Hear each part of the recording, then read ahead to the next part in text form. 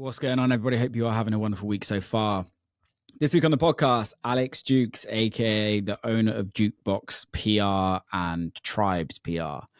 Jukebox is a one-stop shop for DJ promo or DJ PR as overall.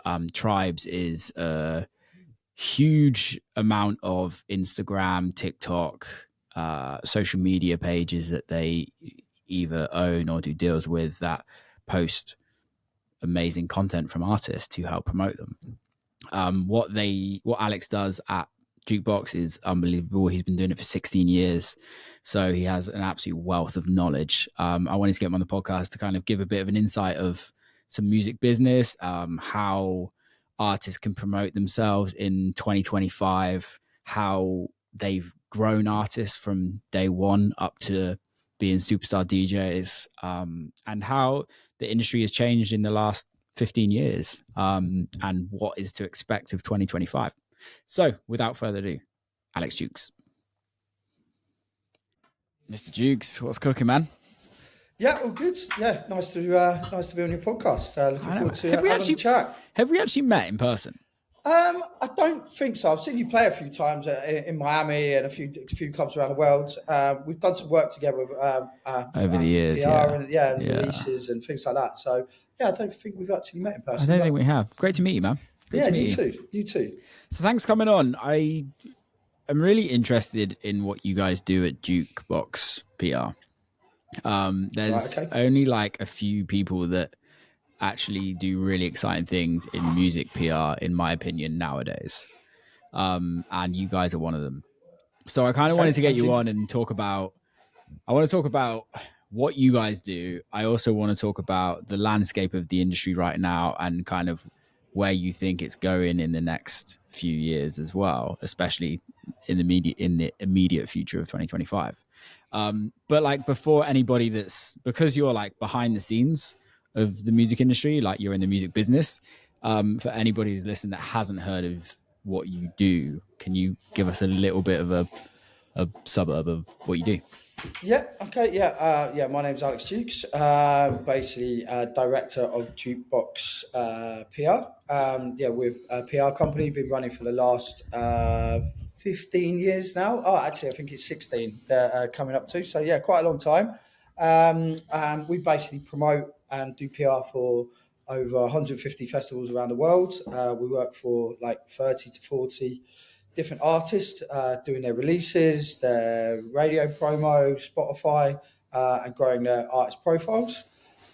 We also have a social media department, which we call the Tribes, which is a network of Instagram pages that I think we're on about 40 million followers at the minute, so pretty vast, and that's right across house and techno, EDM, commercial house, drum and bass, anything to do with electronic music, really. So we're doing that side. We also have a sponsorship side to the business where we help festivals get sponsorship. And yeah, that's kind of it, really. And everything in between that for promotion and anything to do with electronic music, really. So yeah, that's kind of it. There's 26 of us was the last count. I just did a quick count this morning that worked for us because I thought I might get asked that. And everyone is in the office today, so it's all a bit crazy. And they're all looking at me through a glass screen at the minute, trying to make me laugh. Yeah, that's kind of it. So yeah, that's kind of it in a nutshell, really. So you guys do a lot.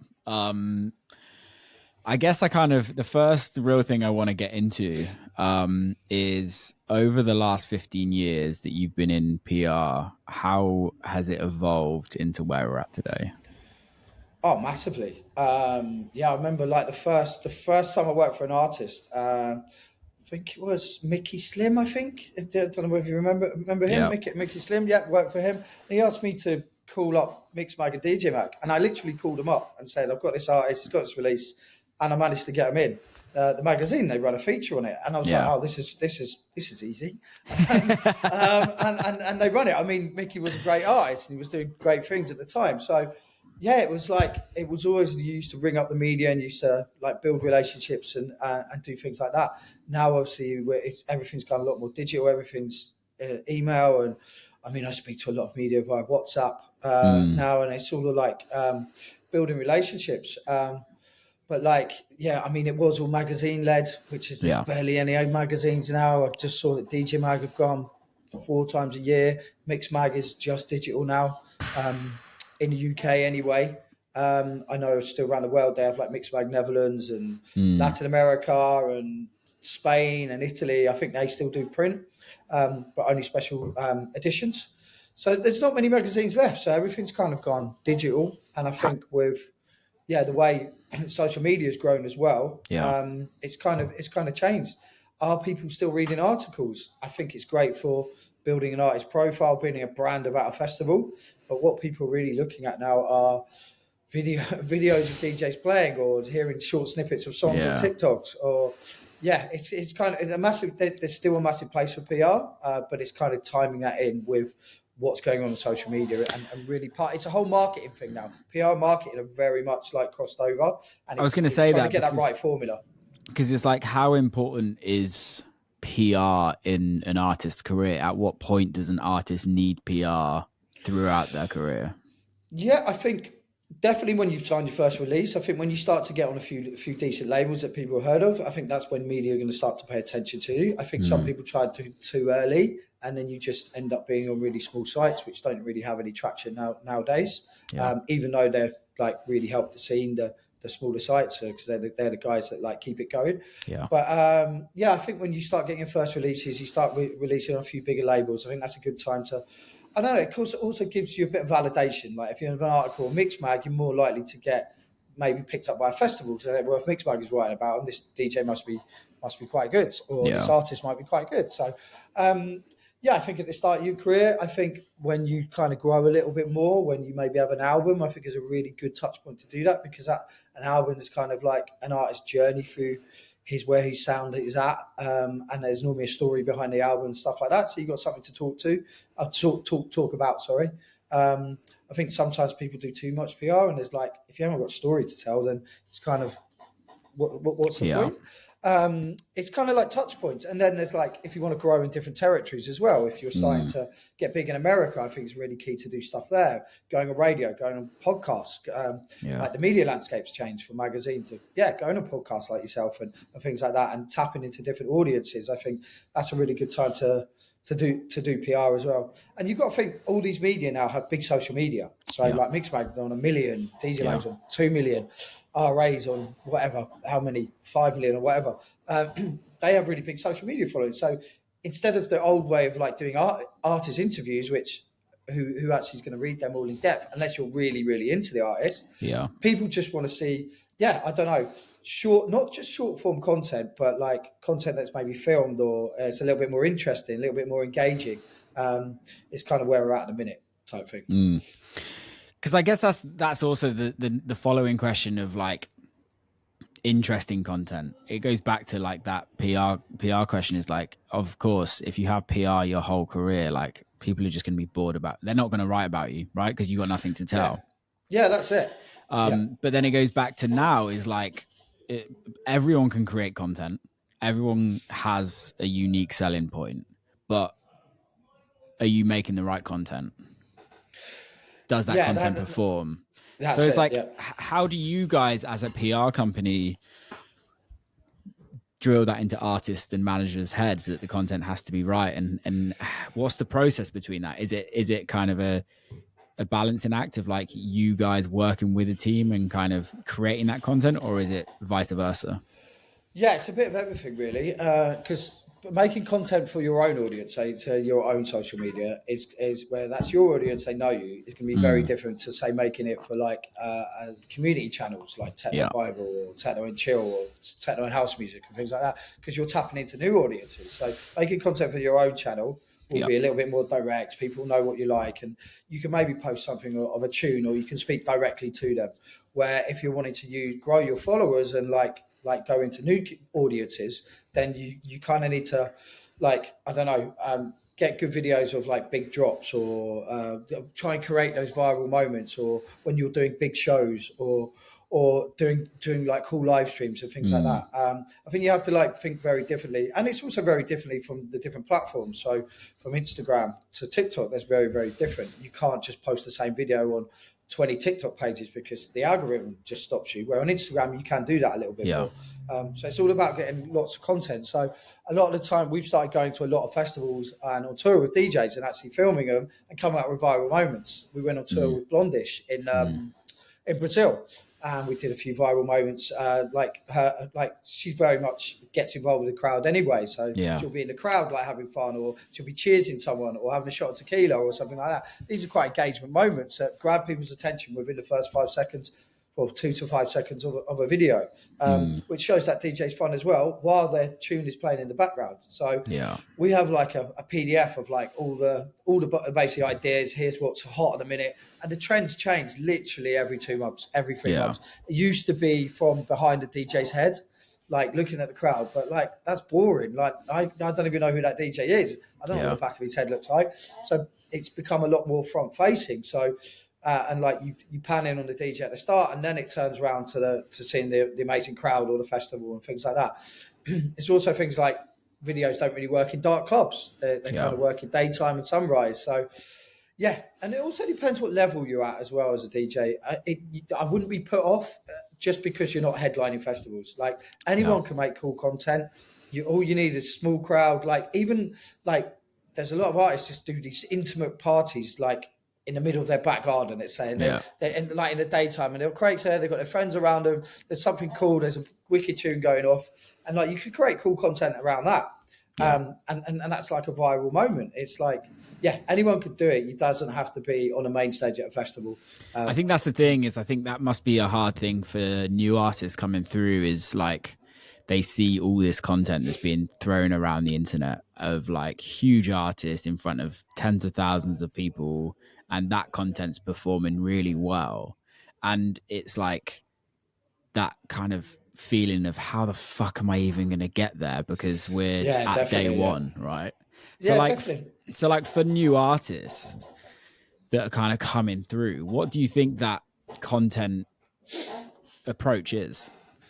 I would start off with just doing live streams, even if you're going to like you've got live streams in your bedroom, or or even you're like I'm going to say fish up to go and then like what Fergie's doing on their Instagram, where they're just playing records, but it's all about consistency. They're doing it every day. So they start to build followers. Fitch Oxenden does it a different way to Fergie. Or just recording a live stream in your bedroom, or go into like one of the many places, studios, you can just go and record a live stream. Get a green screen behind you and make it interesting.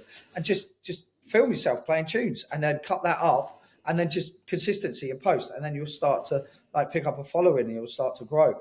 And then once you start getting gigs, you just take your best mate with you with his iPhone. You don't need these mega cameras or a team of 25 people filming you, and it first it's shooting this way and then behind you and everything. You just need your mate with an iPhone.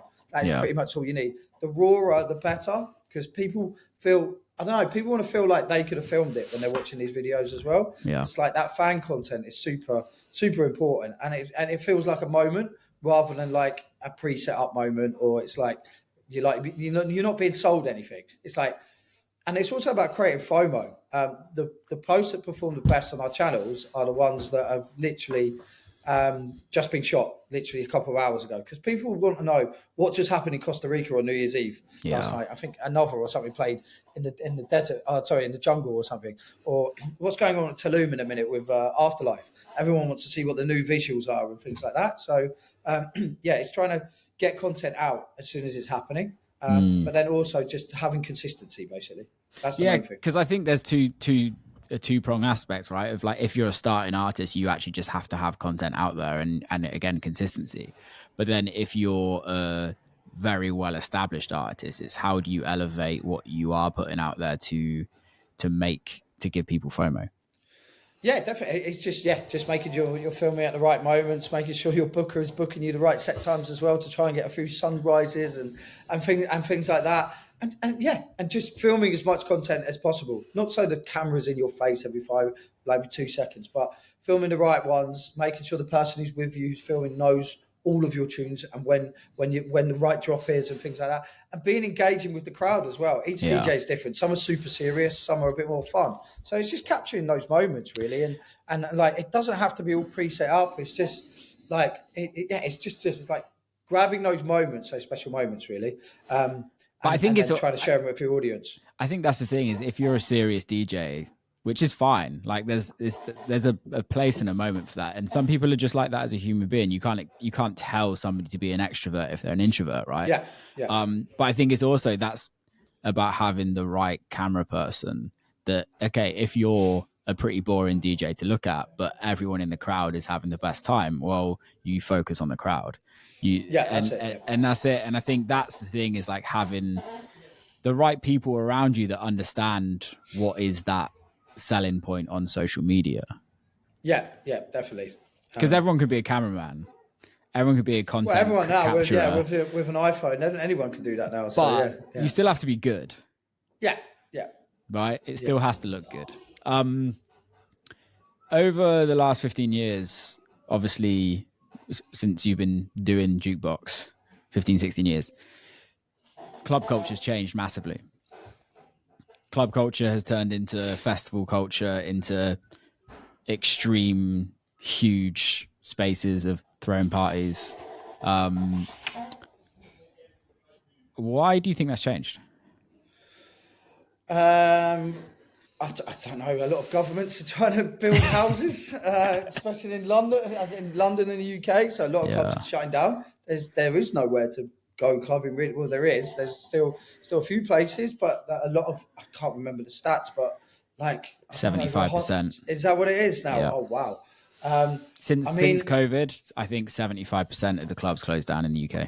Oh wow, that's mad. It's like I remember like when I first got into I was like a football player before, like not to a massive standard, but I used to play football, so I didn't go out on Friday and Saturday nights. Then I got injured and I started going out, and I went to this club in Coventry called Carey's, and I don't know, there was a real community feel about it, and I just loved the community. I met these amazing people that I didn't meet in the football changing room. They were very different. They were very different to me, and I really loved it. And I kind of turned that into a job from there. But it was all about community and stuff like that. I think these days there are still some really good nights that have communities and like very grassroots. But I think because of the whole festival production and things like that, and I'm going to say kids or it's like 18 to 24-year-olds, they want like instant gratification now. Sometimes they want to see a big moment. They want to film it on their iPhone.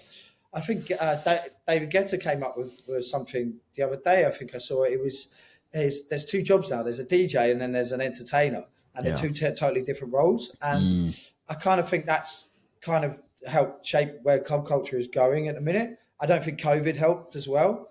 A lot of the kids between 18 were 16 to say 21. They never got to go to Ibiza for the first time. And experience that, and they come back and they want to go raving every weekend. Like they didn't do that. Now people are just having house parties, and not going out anymore. So there is. I'm starting to see a bit more of a shift now of people coming back to clubs, and I think clubs are trying to rebuild their communities and offering different ways of different nights and different type of parties, and it's not just focused on the headliners. It's like trying to build their audiences again. But it's very, very different to what it used to be. But and there's also the economy as well. People can't afford to go out every single weekend. Like I'm going to save up and go to a festival once a month, or I want to go to Croatia to a festival instead of going out to Fabric three times a month. So there is a big shift. But I mean, if you kind of read the numbers of people, money going into electronic music is going up. The amount of people going out is still there. It's just I think they're going out in a very different way now, and how they're engaging with club culture, festivals, and music and artists as well. Do you think it changes the culture though?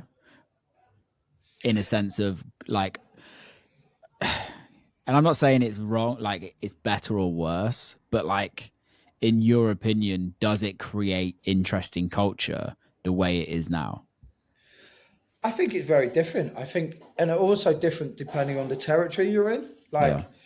The UK is probably very different to what the US is like, and what the Netherlands is like. Everyone goes raving or clubbing in very different ways. And some still have their heritage, like the UK, and I say the Netherlands are very they're big raving cultures. The US is kind of very new to it, but there's lots of like clubs popping up there and big festivals popping up there. So yeah, it's constantly changing. I think it's people that like have a lot more choice nowadays. So you go in and like when I first started, I was into a bit more EDM. Well, it wasn't EDM, no, like Eric Murillo, David Guetta. Yeah. Then I found out who Jamie Jones was. Then I found out who Dixon was. Then I found out who Ricardo Villalobos was. And you just kind of go down the rabbit hole. Yeah, down the rabbit hole. It's like, and now I'm like, I think I've seen every DJ play a million times. So yeah, like I'm open to everything. But like I'm 42 now. I still go out, but I go out in a very different way to how I did when I was in my 20s or even my early 30s now. So I think that's the thing. There always is a level of entry from somewhere, right? And I think you see that a lot in the US, where their level of entry was like Cascade or the Deadmau5 era or the Skrillex era, right? The real EDM phase of America, because obviously electronic music fell out of his arse of America for a very long time.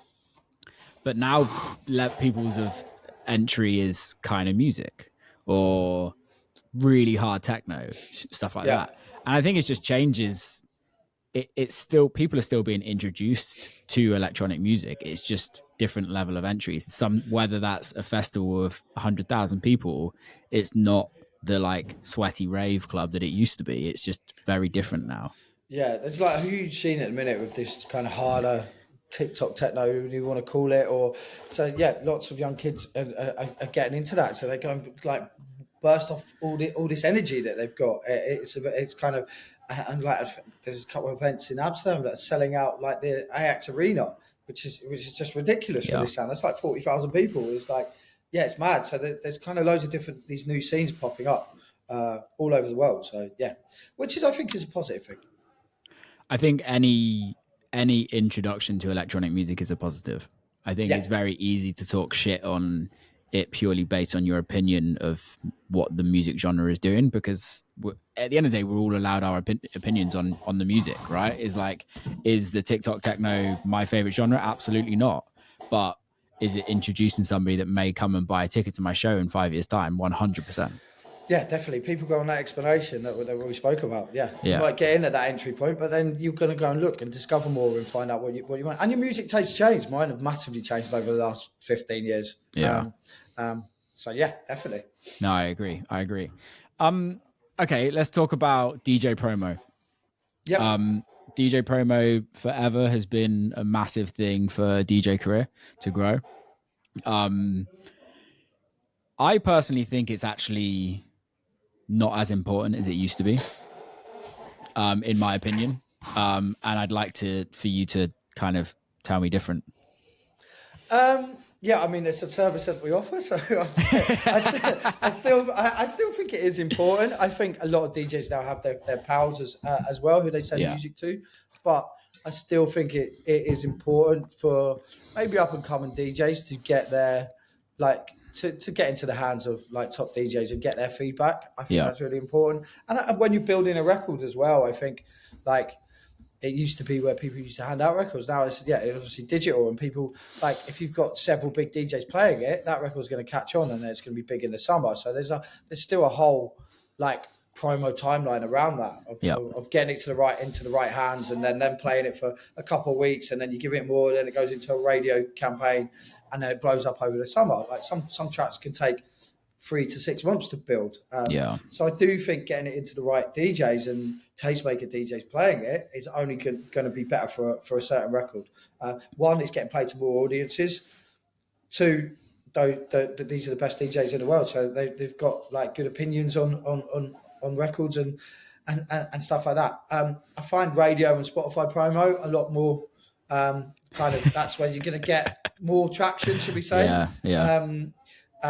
Particularly Spotify, and then radio again is just that's the same as sending to DJs. It's like getting into the right hands. So making sure in Radio One, Kiss, all those, and obviously all around the world as well. Get it? It's still, I still think it's really important to get it into the right tastemakers' hands. Definitely. Yeah, I don't disagree with that. I think what's happened, in my opinion, is there's just way more option for people out there. So it's just watered down everything, if you know what I mean. Like you look at, I think even you guys like messaged me and like you haven't checked your in-flight for a year. I'm like, Yeah, I think that's automatic. yeah. And They it's haven't checked like, it for a year. All right. no. And that's the thing. It's like, because it's like, there's so much. And it's like, okay, would I rather, and this, and I kind of want you to change my mind on this, but it's like, would I rather go and spend a day going through a bunch of records on a PR from on Yeah. my in-flight that I might like 10 out of 1,000, right? Or do I go and spend my time on Beatport or Bandcamp or SoundCloud, like digging like we used to when it was vinyl days, and kind of find a bit more music that excites me? I don't know. Maybe that's just because my in-flight has just been fucking destroyed. And I think Yeah, I can imagine. that is the Yeah. thing of it. But I do agree that DJ promo is very helpful, but it's just how. I don't know if Yeah, I think. nowadays is key.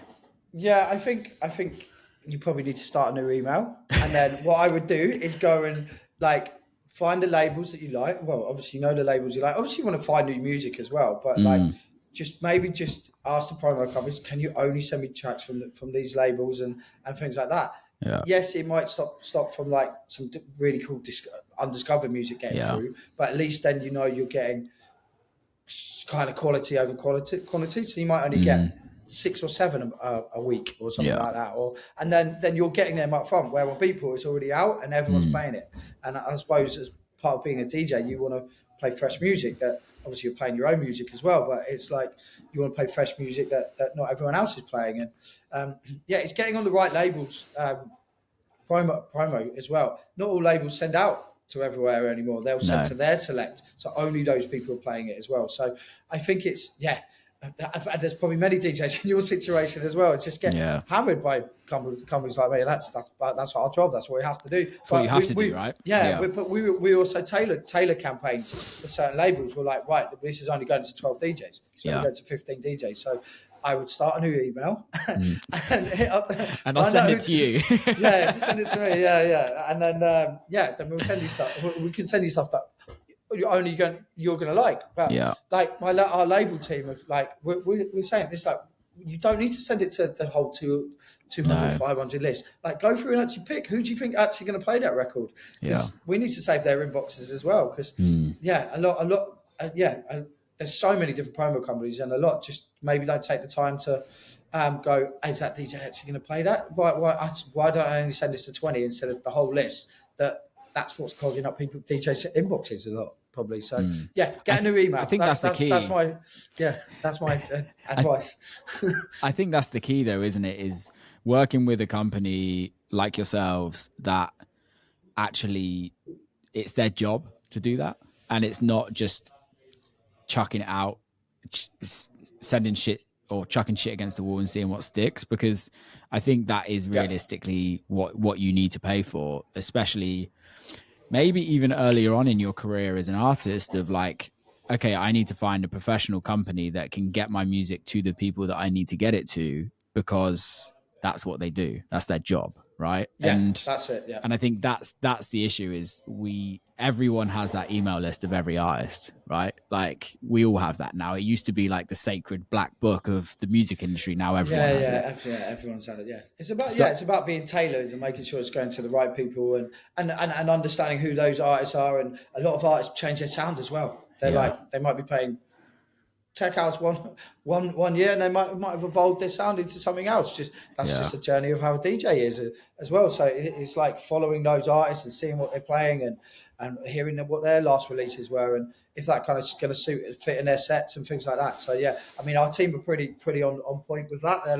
They're all like super music heads. They're out every weekend, like following their favorite artists and being at festivals and stuff like that. So they're kind of on point with who should get this music and things like that as well. No, I dig that. Let's talk about tribes.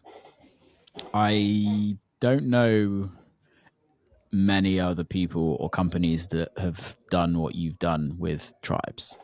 So can you explain like day one of how you thought of this concept?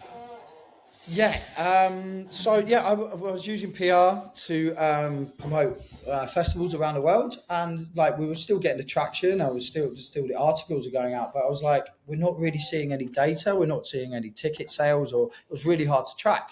Yeah. And I was just like looking for ways to try and boost our PR campaigns. I came across these pages on Instagram, like the Techno and Chill and Techno Bible and Techno Airlines and all random techno names. And they were on like 20,000, 25K. And I was working at a festival in Vietnam called Episode Festival. And it was on a beach in Vietnam. So the content was amazing. So I was there and I was filming on, I can't remember, iPhone 4 or something really terrible. No, I couldn't read that. The video quality wasn't great anyway. So sent it to these pages and they ran it.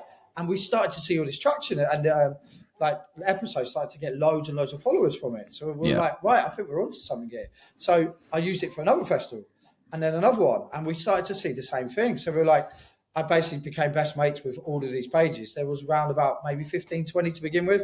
I think there's about 200 odd now.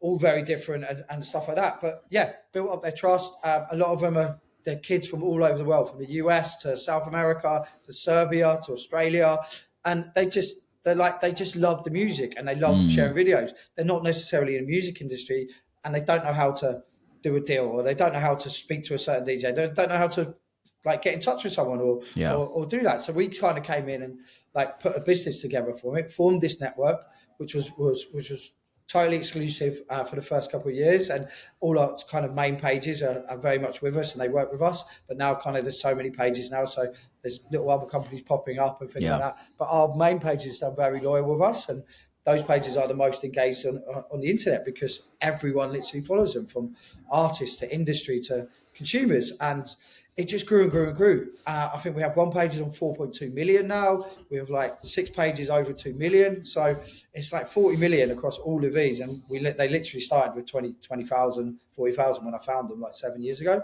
Amazing. And yeah, it's just like, as I said, like it's like people want to know what's happening in Costa Rica or what's happening in Tulum, what's going on. And it's like, you can now do that through these pages. And I've seen like Anima was probably the perfect thing. When he launched his new project, we were involved in helping him to grow his channels and push those visuals out because it was super viral.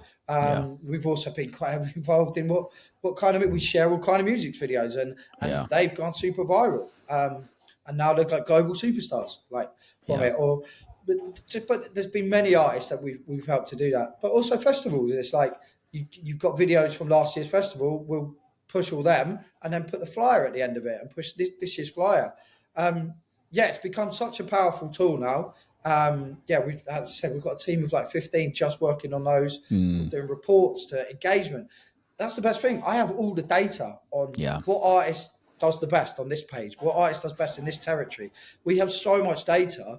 It's mad, and we can share that with the clients and the artists. We don't share it with different artists. That's kind of all independent. But if you do a campaign, I'll show you all the data. I'll tell you how many comments, where all the views came from, and things like that. You can then use that in your next campaign. Or if you're going on tour in Brazil, let's use a load of Brazilian pages to kind of build your audience up before you get there to help you sell tickets and things like that. So it's become super powerful, and we're trying to really tie that in with the PR that we do. So when there's a big PR moment, there's also a big Instagram or TikTok moment.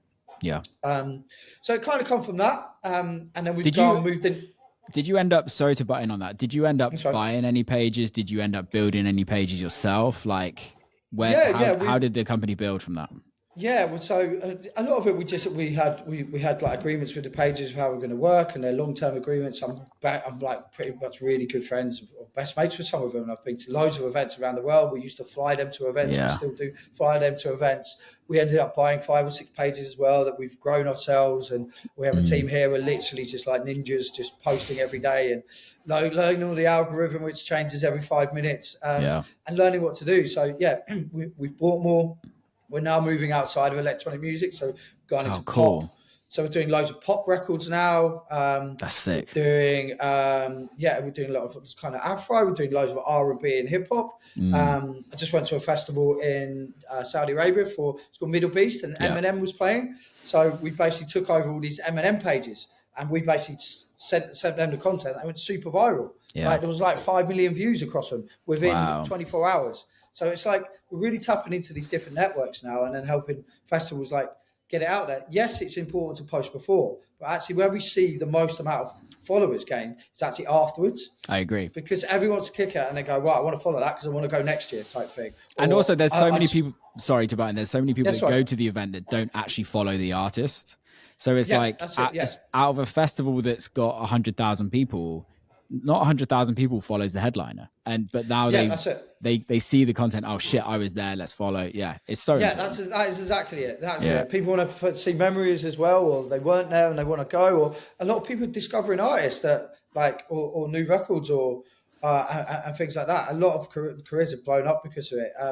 So yeah, it's an evolving world now. So I'm kind of TikTok, a bit nervous what's going to happen with TikTok with the US ban potentially and things like that. But TikTok's very different. There's a lot of community pages. So we have a lot of community pages, but we also work with influencers. So they're like individual people who make their own content. So on TikTok, it's very much about working with them and them making the videos. I'm not saying it's them standing there filming a DJ. I'm like, they come up with their own content. It might be a walk around the festival. It might be doing a silly dance or something. I don't know. It's like, but how they can connect with a tune and things like that. So we've massively evolved into like, I suppose, a bit of an influencer company as well as a PR company. But it's trying to match them together so they work hand in hand. As I said before, it's all about marketing. PR is like really, really merging together. And it's like finding that right formula. So do you think for like new developing artists, okay, it's worth digging into that side of the social media PR with yourselves or with whoever else is offering that? Yeah, definitely. But I think you have to, like we said earlier, I think you have to have the right content. There's no point just trying to force it. I've got a video of me DJ. Okay, great. Does it do anything? Yeah. What's the tune? Is there anything fun going on? Yeah. Like we actually turn down a lot more campaigns than we take on because we'll like look at the content and just go, look, we can post it, but one, it's going to flop on the page, which is going to kill our engagement. Yeah. So you're not going to get anything out of it, really. And then you're going to be upset that we did it kind of thing. So we're quite honest about content now. And then we give advice on what you need to do. And you should shoot this or should shoot that. But as I said, it's see what's working on your own channels first. Because if it works on your own channels, it might work. It will somewhere else. Probably work on our channels as well. But yeah, it's all, it's all about just creating as much content as you can, really. And then when you get something that's really good, then come to us and then we can push it out and then we can grow your audience. But then it's also about, once you started, it's all about consistency. So there's no point popping up for 5 minutes with 5-10 posts and then disappearing for another 3 months. It's kind of, you've got to kind of be consistent with it. And that doesn't mean you have to use the big pages. There's lots of smaller communities with 30,000, 40,000, 100,000 followers that you can tap into and build those relationships with. And like, we don't just do campaigns across our big pages. We're doing micro influencer campaigns now. We're helping smaller artists like break into those. And there's a lot more community on those smaller pages as well, where it's kind of the bigger pages is like, they're obviously so big. They're like their own media now. So, I think that's the important thing. And I think that's what I'm seeing change at this moment in time, is that actually the like smaller communities can actually make a bit more of a difference for artists, especially growing artists. It's like it's almost like the club culture days, right? Of when you used to find a DJ for the first time, or you find a record for the first time, and people can like really own that record as, oh, I heard that before anybody else. And I feel like it's kind of the same with like the micro influencer kind of platform, where these communities are so, it's almost like the blog days as well, where these people are so in it that they just absolutely love anything that kind of gets sent to them in those smaller communities. Yeah, that's it. I think with artists as well, you don't need, you don't need 100,000 fans. You just need 1,000 or even 100 that are just super supportive of you, super into it. And it's kind of the same with with these micro communities as well. If they're into you and they're supporting our artists, they'll fully support you and get behind you, and then their followers will also get behind you and fully support you. It's like, and it's all about them building your community off the back of those, so that it's like getting them from that page onto your page, and then like remarket to them. Or I say marketing, you don't always need to be selling something to people all the time. It's like just giving away free things, doing a free party.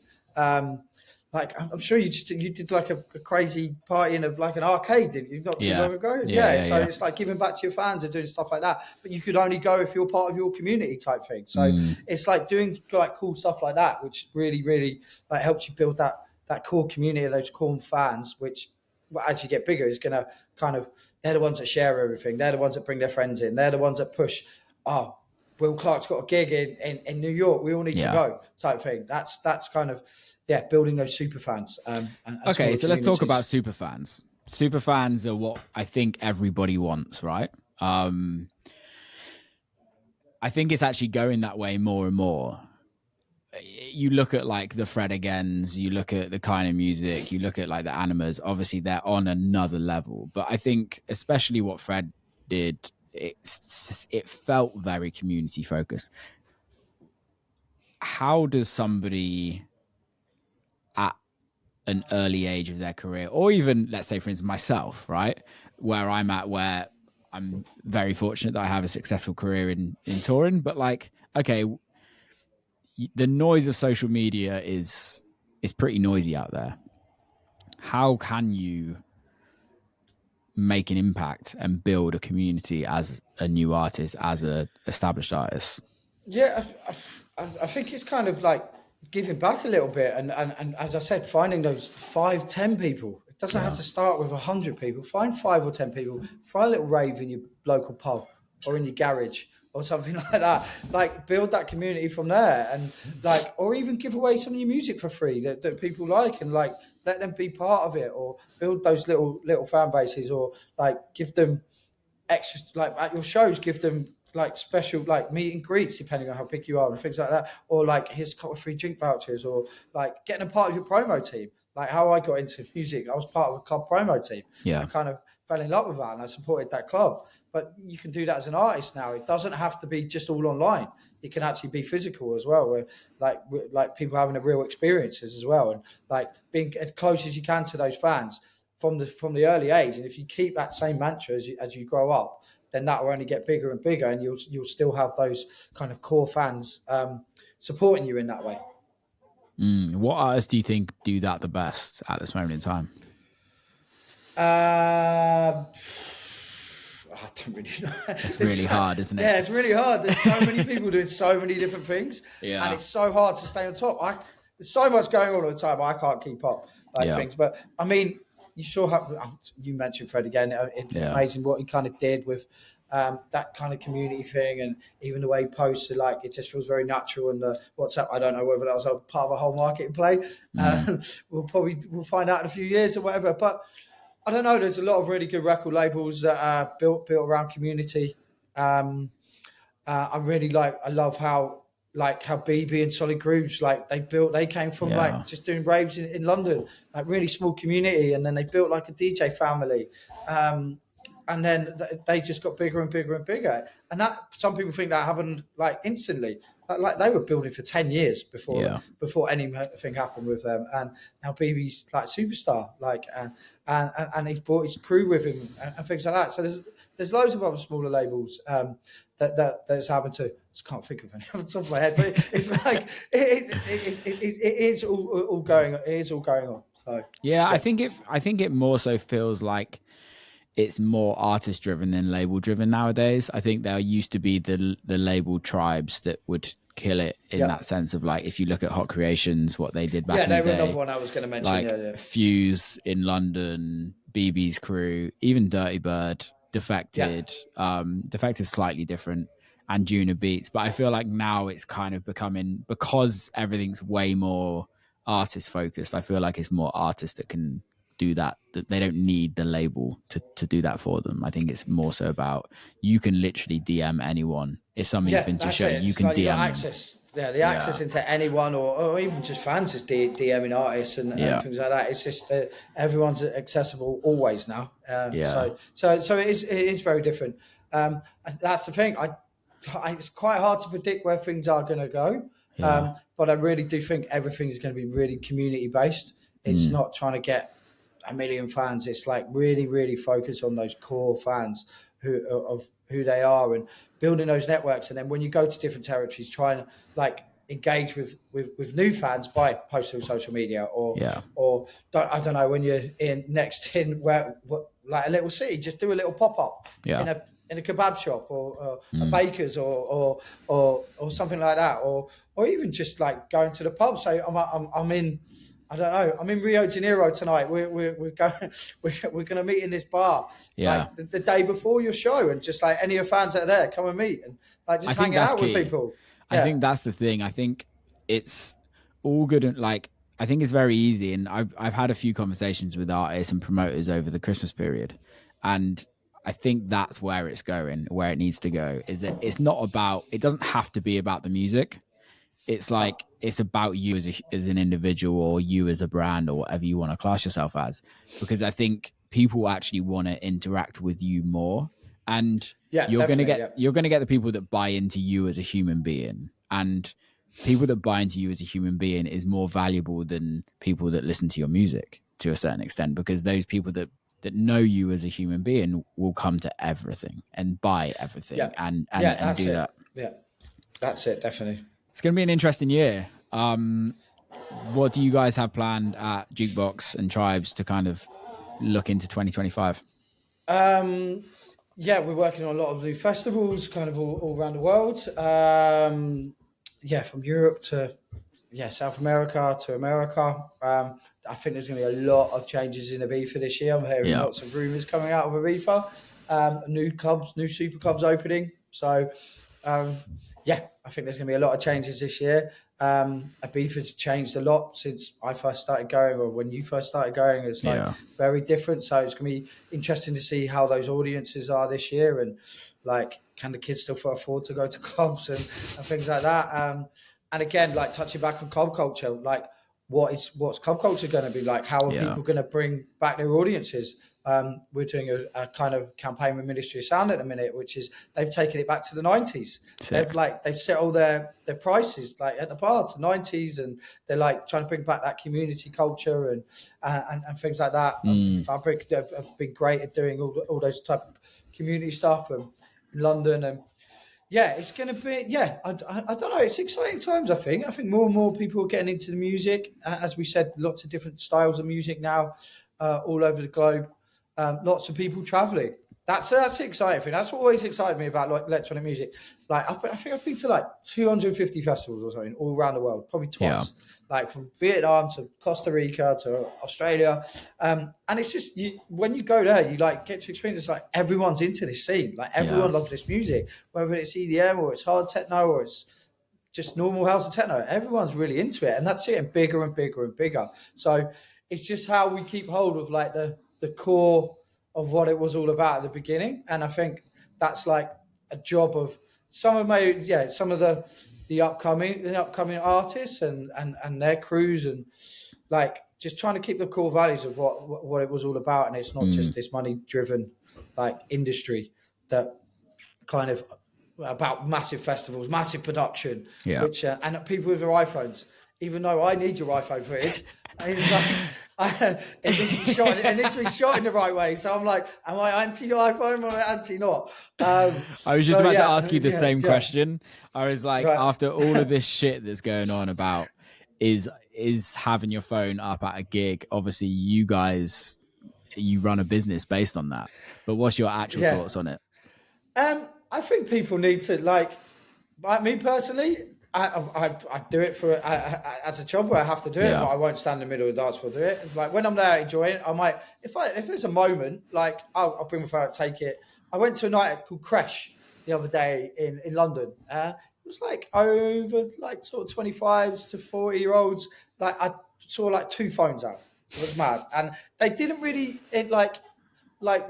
police it. It's just like it was a message on their Instagram. It's like, guys, enjoy yourselves, try not to get your phones out. That was it. And it's kind of people didn't do it. And the vibe was completely different to like being somewhere else. But I don't know, kids want to experience like shows in certain ways. As I said, there's a difference between being a DJ show and maybe like a production entertainment led now. Yeah. And you'll start to see the difference. The entertainment ones are more phones out, when the more like club ones, DJ ones, people heads down dancing, having a good time. So I'm not going to say that it's good or not. But like, I have enjoyed going to nights where there hasn't been, because you lose yourself a little bit, and it's like you're not worrying about filming it and stuff like that. But we have to film, but we make sure there's like not too many people filming and things like that. And I mean, it's really hard to stop. But as I said, it depends on the environment. Depends where you are. Festivals, it's going to be impossible to do that. But if you're in a dark underground club, no, don't get your phone out. You don't need to get your phone out. Type thing. So it'd be interesting to see where it goes. And I like the fact that clubs are starting to police it. I don't feel like putting a sticker on your phone is like, I think that's maybe going a bit too far. But just say something on social media, and like, if people want to get their phones out, let them get their phones out. You don't like, it's like, it's not against they've got the their law. phone out, they're not a proper clubber. Like, so it's just people's decision what they want to do. But I have noticed the difference between going to one where they haven't, just the vibe so much better. It really is. And you've probably noticed that as well, DJing maybe. Do you notice it, or are you like kind of like? You notice it to a certain extent. You notice it on the big records that you play, phones come out. But I think it's also down to us as DJs to create a vibe where people don't need to get their phones out, but also create a vibe that people are going to remember. And I think that's not by playing the biggest records that everyone knows. And I think that's when the phones come out the most.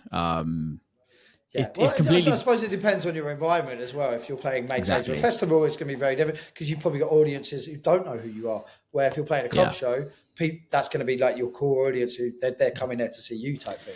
Where festival is like one DJ, one DJ, so type thing. So I guess at the end of the day, environment. I kind of want everyone to have their phones out in a selfish way. Like there's everybody posting it and posting stories creates hype around you as the artist, and I think massively, there's a time and a place, but anybody that's pulling their phone out is having a good time, and they're like, I want to make a memory of this. I can't complain about that. Definitely. So especially if it's one of your big records as well. Exactly, so right? And then you can send it all to me, and then I'll push it out. Exactly. Perfect. So moving on to that, if anyone listening to this wants to kind of get involved with Jukebox PR or Tribes, how do they get in touch with you? You can follow me on Instagram. It's Alex Jukebox.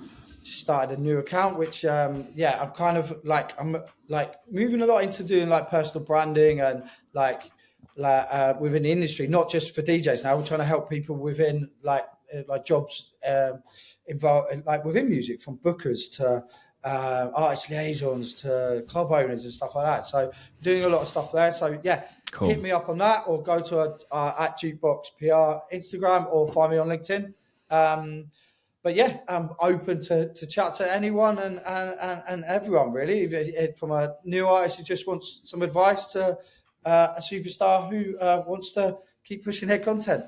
I'm pretty much out all the time, everywhere, especially during the beef and the festival season. So, if you see me, just come say hello. Legend, man. Thanks so much for coming on. I really appreciate it. Amazing, mate. I've really enjoyed it. I've not done many podcasts, so I really enjoyed this one. Yeah, it was cool. Thanks for coming on. I really appreciate it, man. Good. Big love. Keep safe. See you soon, man. Thank you. Thanks, Take mate. care. Right, bye. And that's a wrap. Big love to Alex for coming on. Thanks for listening. Please share it. Please subscribe. Please give us comments. Send me a DM.